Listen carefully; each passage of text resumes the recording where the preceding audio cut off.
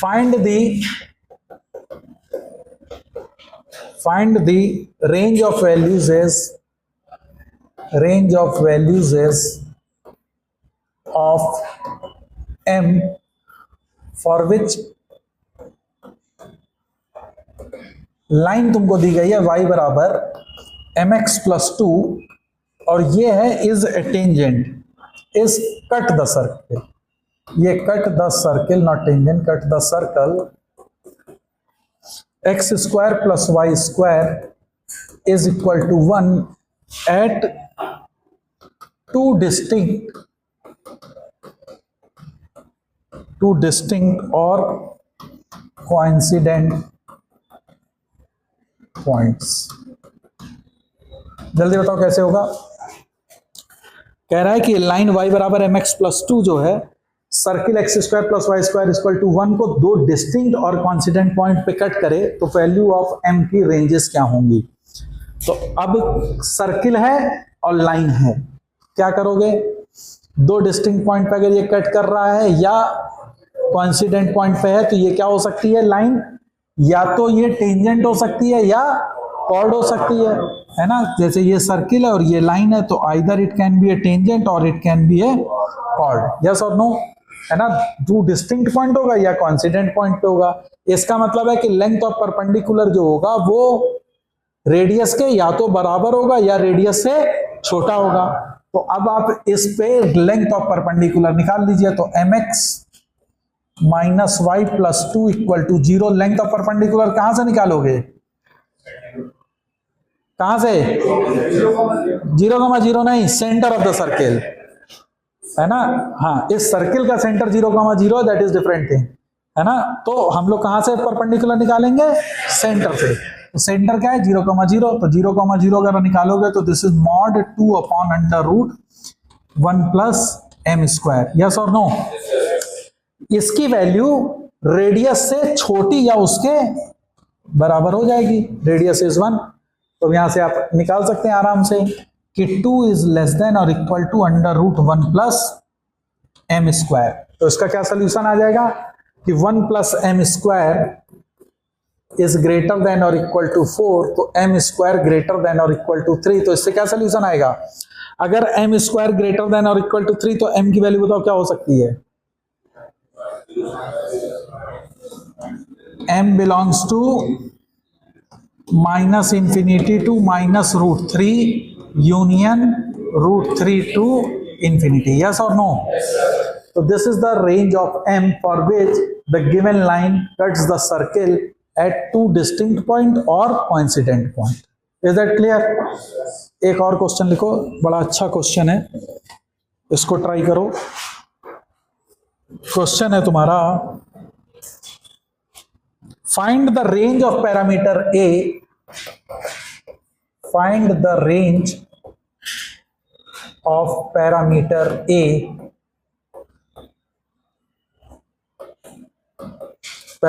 a for which the variable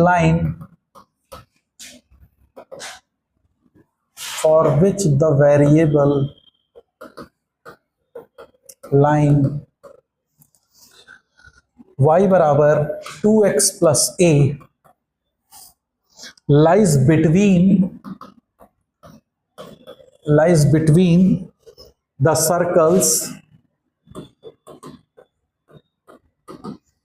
अब circle की दो इक्वेशन दे रखी हैं, x square plus y square minus 2x minus 2y plus 1 equal to 0 and दूसरी इक्वेशन दे रखी है x square plus y square minus 16x minus 2y plus 61 is equal to 0 without intersecting और touching either circle, without intersecting और touching either circle. क्या समझ में आया क्वेश्चन?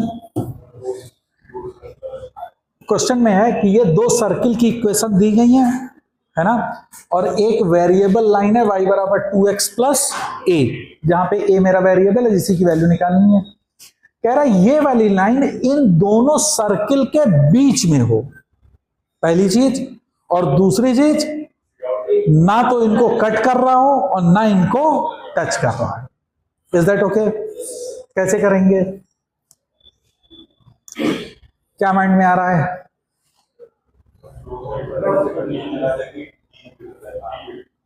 दोनों सर्किल के लिए लगा देंगे डी ग्रेटर देन आर। तो वो तो ऐसे भी हो सकता है कि देखो एक सर्किल ये दूसरा सर्किल ये, डी ग्रेटर देन आर, ये दोनों के लिए हो जाएगा, और वो लाइन को तो उसके बीच में रहना है, तो सिर्फ इससे काम तो नहीं चलेगा कि डी ग्रेटर देन और इक्वल टू आर। ये देखो इसमें भी तो है डी ग्रेटर देन और इक्वल टू आर, भाई इसके लिए भी सेंटर से डिस्टेंस है, इसके लिए भी सेंटर से डिस्टेंस उसके डी आर से ज्यादा है ना? तो उसने सारी कंडीशन तो नहीं सेटिस्फाई करी, डी ग्रेटर देन और इक्वल टू आर से ये हो गया कि हाँ वो दोनों सर्किल को ना कट कर रही ना टच करेगी। हाँ किसका? वो जो लाइन है सर, तो सर वो पॉइंट पर चेक कर सकते हैं कि उस लाइन के उसके बैठने वाले एलिमेंट से पहुंचने वाले किसको चेक करेंगे? कैसे? हाँ हाँ बोलो। यस, इसमें याद क्या करना है? नहीं नहीं, सेंटर के बीच की दूरी का कोई रोल नहीं है। और क्या हो सकता है? हाँ।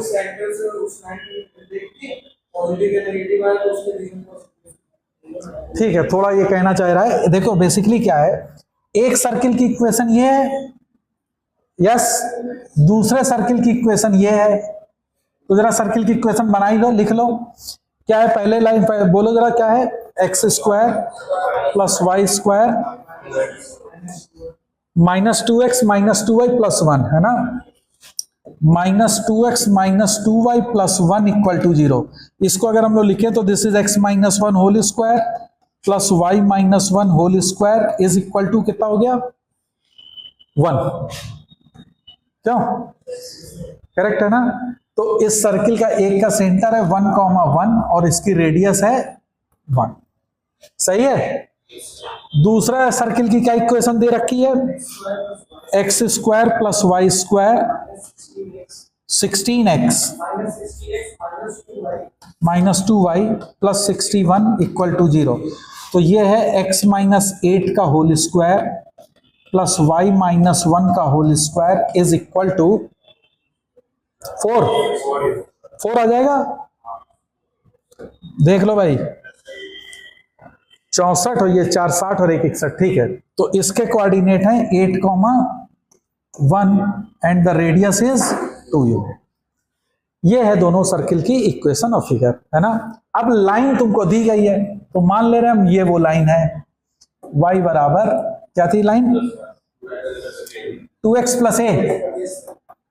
This is the equation of A line. अब वो इन दोनों के बीच में, तो सबसे पहली चीज इसके सेंटर से इस पे लेंथ ऑफ परपेंडिकुलर रेडियस से बड़ी होनी चाहिए। तो ये वाली लाइन इस सर्किल को ना टच करेगी ना कट करेगी। यस और नो? पहली कंडीशन हमने लगा दी, तो पहली कंडीशन लगा दो। इसका सेंटर क्या है? 8,1, रेडियस कितनी है? 2 इस सर्किल पे। तो इस पहले इस लाइन को ठीक से लिख लो, 2x minus y plus a equal to 0। Value put करो, क्या आएगा?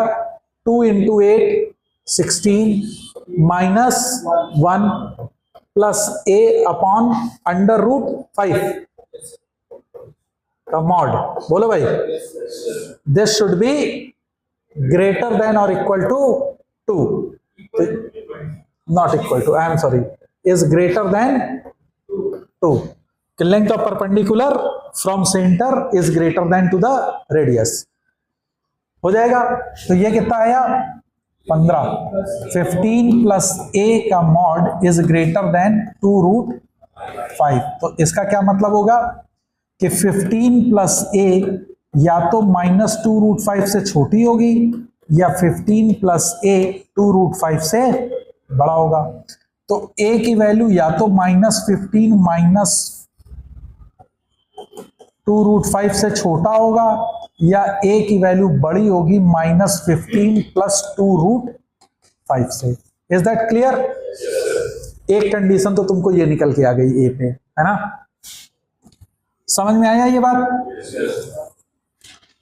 सेकंड, अब क्या करोगे? अब दूसरे वाले लाइन की लेंथ ऑफ परपेंडिकुलर उसके रेडियस से बड़ी होनी चाहिए। तो अब दूसरे वाला कंडीशन लगा लो दूसरे सर्किल के लिए। तो दूसरा सर्किल का सेंटर क्या है? 1,1। तो इस पे पुट कर दो 1,1, तो 2 - 1 that is 1 plus a upon √5 is greater then radius is 1। तो यानी क्या है कि 1 प्लस a ग्रेटर देन √5, तो मॉड, सॉरी, है ना? तो इसका मतलब क्या हो गया कि a प्लस 1 की वैल्यू या तो -√5 से छोटी है या a प्लस 1 की वैल्यू √5 से बड़ी है। तो यहां से आ गया a की वैल्यू -1 -√5 से छोटी या a इज ग्रेटर देन √5 -1। ये सेकेंड इक्वेशन आपको मिल गई। आ गई? ये दो कंडीशन आपको आ गई। इन दो कंडीशन से तुमने ये तो निकाल लिया कि ये वाली लाइन गिवन सर्किल को ना तो कट कर रही है ना टच कर रही। अब सबसे मोस्ट इंपॉर्टेंट कि वो ये लाइन इन्हीं दोनों सर्किल के बीच में है। तो देखो अब ये सेंटर और ये सेंटर इस लाइन के अपोजिटली हैं, तभी वो सर्किल लाइन बीच में होगी। इसका मतलब है कि position of the centres with respect to line are opposite to each other. अब अगर दो पॉइंट किसी लाइन के अपोजिट होते हैं तो क्या होगा? उनका प्रोडक्ट जब वैल्यू पुट करेंगे दैट शुड बी नेगेटिव। बोलो, पढ़ा चुका हूं ये मैं पोजीशन ऑफ ए लाइन। तो अब जरा वो वैल्यू पुट कर लो। तो क्या क्या है इसमें? अगर हम लोग 8,1 पुट करोगे तो कितना आएगा? 16 - 1 15। तो 15 plus a that is 15 plus a multiplied by 1,1 इसमें पुट कर दो, a प्लस 1। बोलो, this should be less than 0, तो -1 लेस देन a -15। ये तीसरी कंडीशन आ गई। अब इन तीनों कंडीशन से आप a पे वैल्यू को कैलकुलेट करेंगे। तो अब जरा ये नंबर लाइन पे इनको वैल्यू पुट कर लो। प्लॉट करते हैं। तो वैल्यू प्लॉट करना है मेरे को नंबर लाइन पे। तो सबसे पहले क्या है, एक एक करके पुट करा जाए। -15 पहले तो पॉइंट लोकेट कर लो। -15 - 2√5, तो यहां कहीं है -15 - 2√5। फिर क्या वैल्यू है? बोलो जल्दी जल्दी। -15 है, तो दिस इज -15। फिर क्या है?